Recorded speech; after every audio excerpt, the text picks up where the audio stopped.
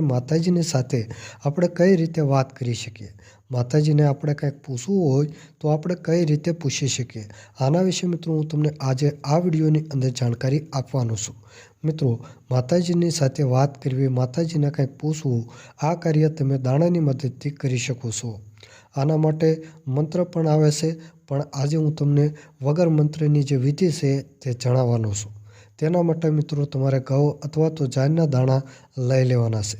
તમારે જે પણ દેવી દેવતાની સાથે વાત કરવી હોય, આ વગર મંત્રવાળી જે વિધિ રહે મિત્રો, તે ત્યારે જ કામ કરે છે જ્યારે તમે એ દેવી દેવતાની આશા દિલથી સેવા પૂજા કરતા હો, તો જ એ દેવી દેવતા તમને હાચી વાતના દાણા આપશે.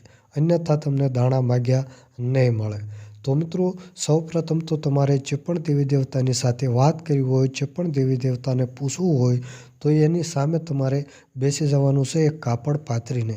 ઘઉં અથવા તો જારના થોડાક દાણા તમારે લેવાના છે. કાપડના એક છેડે તમારે ઘઉં અથવા તો જારના દાણા મેળવાના છે.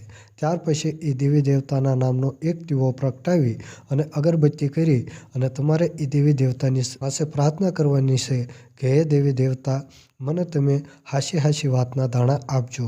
હું જે તમને પૂછું એનો મને તમે દાણાની મદદથી સત્ય જવાબ આપજો, એટલે કે હાચો જવાબ આપજો. આવી રીતે મિત્રો તમારે એ દેવી દેવતાની પાસે પ્રાર્થના કરી અને પછી મિત્રો તમારે થોડાક દાણા લઈ અને કાપડ ઉપર પંચદેવની વાસા લેવાની છે. પંચદેવ મિત્રો ખોટું થવા દેતા નથી. પંચદેવ કોને કહેવાય? તો કે ગામના જે ભૂવા હોય અથવા તો બહાર ગામના જે ભૂવા હોય અથવા તો તમે જે દાણા જોતા હોય એના જે માણસો બેઠા હોય, એના જે દેવ રહ્યા એને પંચદેવ કહેવામાં આવે છે. એ પંચદેવમાં ગણાઈ જાય છે અને પંચદેવ મિત્રો ખોટું થવા દેતા નથી.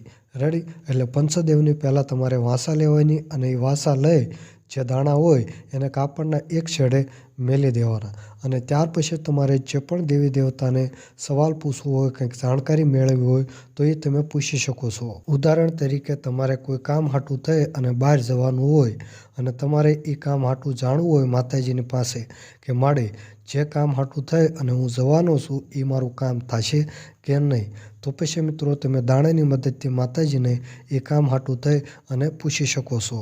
તમારે મિત્રો પહેલાં વસન અને વતાવેથી માતાજીની સાથે વાતો કરવાની છે. જો માળી વસન અને વતાવો આપે પછી મિત્રો તમારે માગ્યા દાણા માગવાના છે. આવી રીતે મિત્રો તમારે 3 ઢગલીઓ કરવાની છે. 3 ઢગલીઓમાં મિત્રો તમારે દાણા માગવાના છે અને જો એ 3 ઢગલીઓમાં તમે માગેલા દાણા તમારે નીકળે એટલે મિત્રો તમારે માનવાનું કે તમે જે કામ હાટું થઈ અને જવાના છો એ કામ તમારું 100% થશે. આવું મિત્રો કદાચ અટ્ટે-ગટ્ટે પણ થઈ શકે છે પહેલી વારમાં. એટલે મિત્રો તમારે ફરીથી દાણા માગ્યા જ માગવાના. આવી રીતે મિત્રો તમારે 1-2 ફેર તો પાકું કરી જ લેવાનું. એક ફેર તો કદાચ અટ્ટે-ગટ્ટે પણ દાણા કદાચ આવી જાય, પણ બીજી ફેર મિત્રો તમારે ફરીથી દાણા માગવાના અને બીજી ફેર જો તમને માગ્યા દાણા મળે તો પછી મિત્રો તમારે સમજવાનું કે તમે જે કામ હાટું થઈ અને જવાના છો એ કામ તમારું 100% થઈ જશે. તો આવી રીતે મિત્રો તમે માતાજીની સાથે દાણાની મદદથી વાત કરી શકો છો. માતાજીને તમે કોઈ પણ વસ્તુ પૂછી શકો છો. તો બસ મિત્રો, વિડીયોમાં આટલું જ.